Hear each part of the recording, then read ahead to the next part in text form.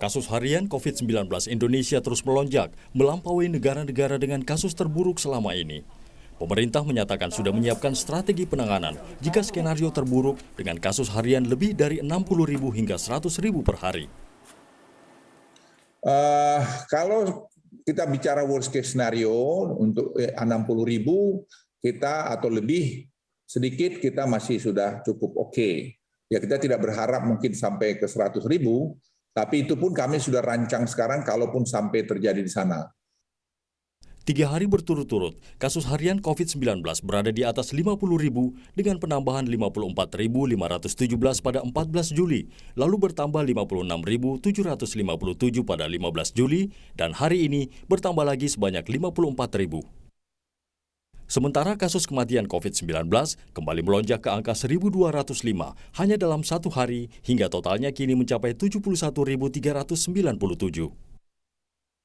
Pada 15 Juli, kasus harian Indonesia sebanyak 56.757 jadi yang tertinggi di dunia, mengalahkan Brasil sebanyak 52.789 kasus, Inggris 48.553 kasus, India 39.072 kasus, dan Amerika Serikat 36.431 kasus. Direktur Eksekutif Program Emergency WHO, Michael Ryan, membenarkan situasi yang dihadapi Indonesia. Jadi tidak diragukan lagi bahwa Indonesia menghadapi situasi yang sangat sulit.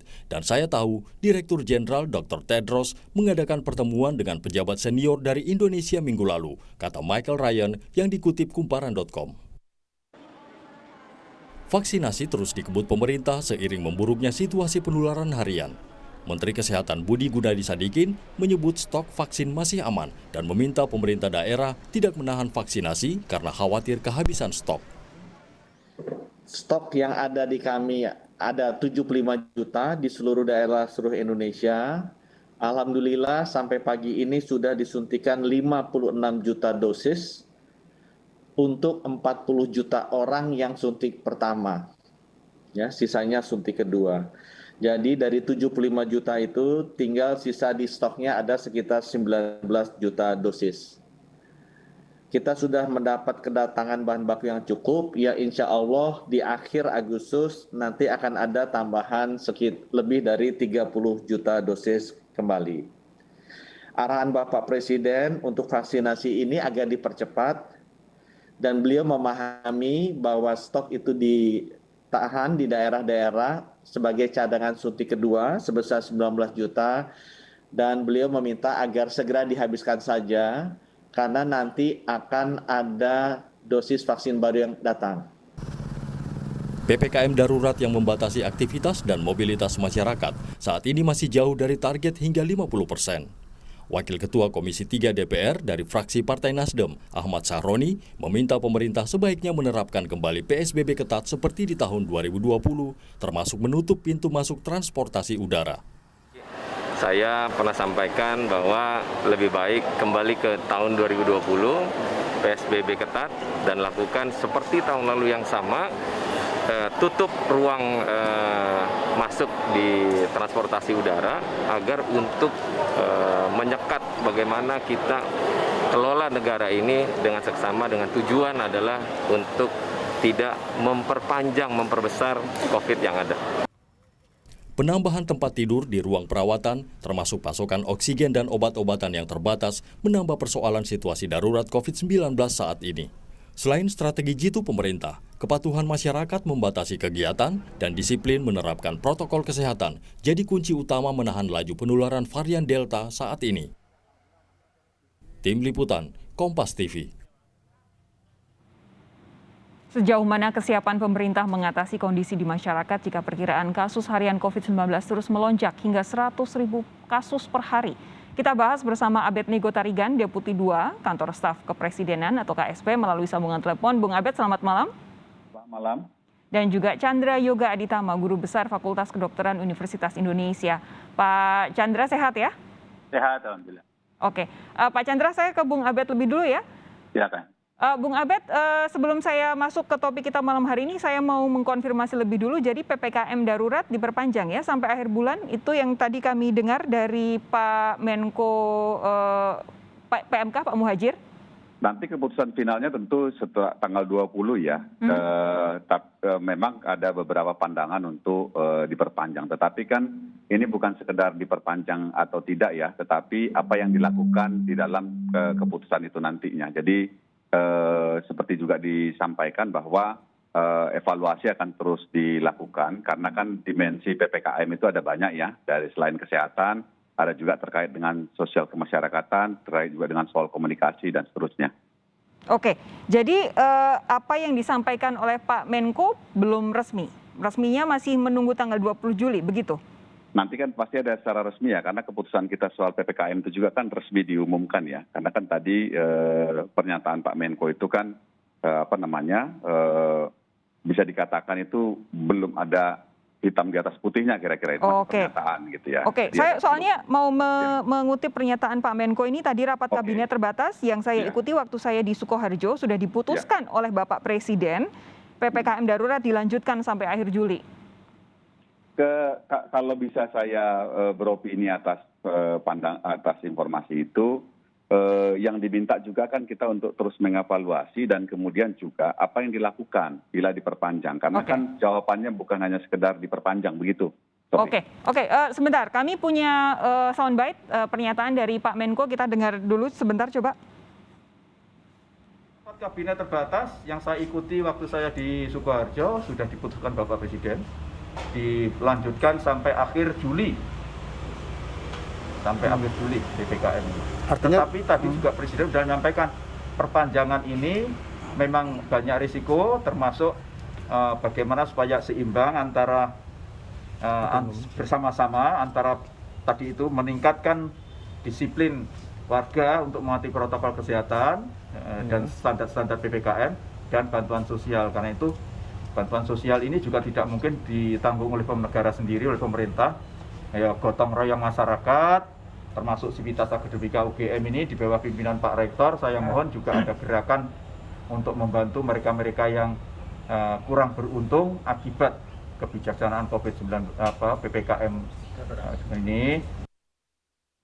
Bung Abed, jadi saat ini masih dirumuskan begitu ya, implikasi dari kalau misalkan nanti sudah betul-betul diresmikan PPKM darurat diperpanjang?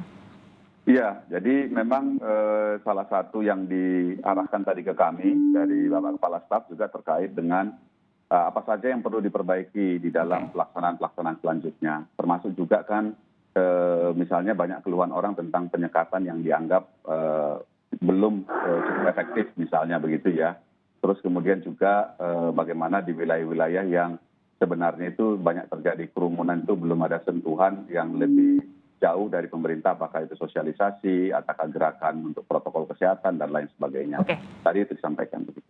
Bung Abed, kita masuk ke topik malam hari ini. Sebenarnya bagaimana kalau kita melihat statistik kasus yang terus melambung ini, apa sih skenario terburuk yang sudah dipersiapkan pemerintah untuk menghadapi kasus begini? Yang jadi permasalahan adalah kemarin beberapa waktu yang lalu Pak Luhut sempat bilang skenario terburuk disiapkan kalau 40.000, itu sudah lewat.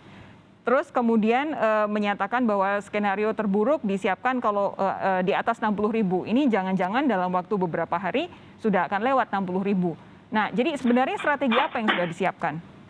Kalau secara strategi itu secara mendasar itu nggak ada banyak perubahan yang signifikan ya, Sofi. Hanya yang mungkin skalanya yang akan ditingkatkan. Jadi misalnya di hilir itu fasilitas kesehatan kita itu akan diekspansi untuk penanganan COVID. Tentu punya konsekuensi agak banyak, yaitu misalnya SDM-nya bagaimana. Itu yang tadi disampaikan, bagaimana juga dari potensi-potensi sumber daya manusia kesehatan kita yang bisa dialokasikan ke sana itu akan diberikan tambahan, termasuk juga bagaimana bekerja sama dengan Kementerian Pendidikan untuk mahasiswa-mahasiswa kedokteran juga bisa dimanfaatkan. Terus kemudian juga terkait dengan fasilitas lain, misalnya terkait dengan untuk isolasi mandiri, di mana juga dikembangkan oleh pemerintah isolasi mandiri, isolasi terpusat yang difasilitasi oleh pemerintah. Jadi kemudian juga bagaimana misalnya akses ke rumah sakit secara jarak jauh dan termasuk juga akses obat-obatan itu bisa dilakukan. Itu di hilir kira-kira gitu ya. Kemudian di hulu itu berkaitan dengan bagaimana penerapan kedisiplinan yang lebih baik dan lebih kuat di tingkat masyarakat, karena kita juga perlu melihat bagaimana Pak Presiden tadi secara terbuka ya memberikan atensi terkait dengan wilayah-wilayah pemukiman. Setelah perkantoran kita batasi begitu ya, tentu kan terjadi konsentrasi di wilayah residensial area begitu ya. Dan ini juga perlu bagaimana penanganan yang lebih baik gitu ya. Jadi ini juga merupakan satu yang akan dilakukan oleh pemerintah. Jadi hulu hilir memang rencana akan diekspansi kerjanya gitu ya. Dan tentu sangat berharap juga terkait di dalam ruang partisipasi publik yang lebih besar. Dalam hal ini organisasi-organisasi masyarakat sipil, profesi begitu ya, itu akan mengambil peran-peran, diharapkan mengambil peran misalnya di dalam mendukung pelaksanaan kita nanti dalam situasi kalau kasus terus meningkat begitu. Pak Chandra, tadi kita sudah mendengarkan penjelasan dari Bung Abed, sedikit bercerita mengelaborasi soal apa yang dimaksud dengan skenario terburuk. Apakah Pak Chandra meyakini yang dilakukan pemerintah saat ini, kemudian dengan skenario terburuk tadi yang Bung Abed bilang tidak akan banyak berubah, hanya lebih besar saja skalanya, apakah itu memadai Pak Chandra? Yang pertama, tadi kan ada grafik, ada tiga hari terakhir jumlah kasus di atas 50.000. Sebenarnya bukan hanya jumlah kasus, dan ada satu indikator yang sangat penting, yaitu sudah 3 hari ini kita punya positivity rate di atas 30%. Dan itu tinggi sekali. Kalau kita lihat negara tetangga, kelas Vietnam, Kamboja, begitu, itu 2%, 3%. Yang agak tinggi memang Malaysia karena dia 8,5%. Tapi yang lain 2%, 3%. Bahkan India yang dulu pernah sangat tinggi, lebih dari 20%, angka positivity rate itu 2% saja. 2,3 sekarang kalau saya tidak salah. Nah, positivity rate yang tinggi ini menunjukkan bahwa penularan di masyarakat itu masih tinggi. Ini saya mau cerita bahwa bagaimanapun kita siapkan hilirnya, kalau hulunya nggak di-stop, hilirnya akan kewalahan. Jadi menunjukkan bahwa penularan di masyarakat masih tinggi. Angka 50 ribuan hari ini, yang 3 hari ini, itu tidak bisa disebut karena tesnya bertambah. Karena tes itu pada hari pertama PPKM darurat ini 110 ribu. Hari ini 170 ribu, jadi naiknya nggak sampai 2 kali. Sementara waktu itu pasiennya berapa, sekarang sudah 50 ribu. Naiknya sudah berapa kali lipat. Jadi pasti bukan karena tes, tapi karena penularan di masyarakat itu masih tinggi. Ya, jadi caranya penularan di masyarakat itu mesti ditekan. Selain yang hilir ya, sebelum kita bicara hilir, penularan di masyarakat itu harus ditekan secara maksimal kalau bisa. Dan itu kan caranya ada 2. Satu, pembatasan sosial dalam berbagai bentuk PPKM darurat ini. Satu lagi yang juga lebih gampang, bukan lebih gampang, yang juga lebih terukur adalah meningkatkan jumlah tes dan trace. Kalau jumlah tes dan trace ditingkatkan, maka selain orang yang sekarang sakit, orang di luar itu juga ditemukan, kemudian ditangani sehingga tidak menular lagi. Kalau kita hanya menangani orang yang sakit di depan mata saja, itu saja sudah kita kewalahan. Di luar itu masih ada orang yang positif tidak terdeteksi, penularan muncul terus. Jadi ini masalah tidak akan selesai. Jadi tes dan trace harus ditingkatkan. Sudah ada itunya, sudah ada targetnya. Targetnya adalah ada yang bilang 400 ribu, kalau saya bilang kalau India bisa 2 juta sehari, penduduk kita seperempat India jangan 500 ribu. Katakanlah 400 ribu, 500 ribu. Kita baru tes hari ini 179 ribu. Target 400 ribu kan masih bisa diangkat jauh dan itu bisa dilakukan. Satu. Yang kedua, trace. Artinya tiap satu orang kontak itu harus diperiksa 15 atau 20 orang sekitarnya. Nanti kalau dari 15-20 orang sekitarnya ketemu dua orang ini, periksa lagi 15 orang di sekitarnya. Kalau kita baca laporan harian yang kita lihat di media, tidak pernah memang ada laporan tracing berapa banyak. Tapi kalau itu dikeluarkan, itu ditingkatkan, itu akan membantu di hulu supaya hilirnya nggak seperti sekarang ini. Oke, Bung Abed, tadi yang disampaikan adalah bahwa kalau penularan tidak diputus lebih dulu, dalam artian mobilitas warga tidak kemudian ditekan serendah-rendahnya, mau fasilitas kesehatan sebanyak apapun juga tidak akan mampu mengatasi begitu. Yang kedua soal testing dan tracing yang oleh Pak Chandra dianggap sebenarnya masih banyak ruang untuk ditambah lagi. Tanggapan Anda?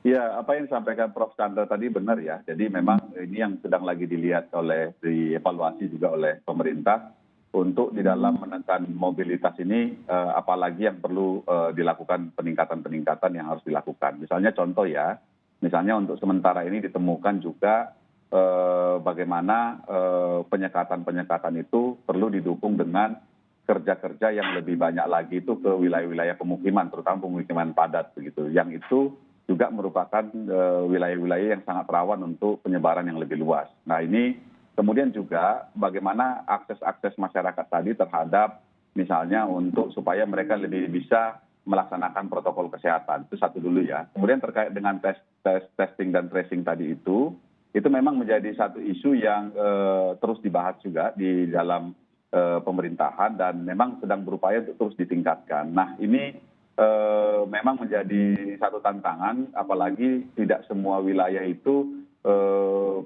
merata fasilitas untuk terkait dengan lab-nya. Ini yang memang menjadi tantangan. Oke. Yang jelas saat ini kasus itu ada di atas 50.000 sudah beberapa hari. Dan kalau melihat dari pernyataan Pak Luhut yang katanya worst case scenario yang terbaru ini ada di atas 60.000, seharusnya kita sudah siap-siap dengan worst case scenario itu. Tapi sebenarnya apakah selama beberapa hari ini PPKM darurat itu evaluasinya sudah baik? Akan dijawab oleh Pak Chandra Yoga sesaat lagi. Anda tetap bersama kami, Sapa Indonesia Malam segera kembali.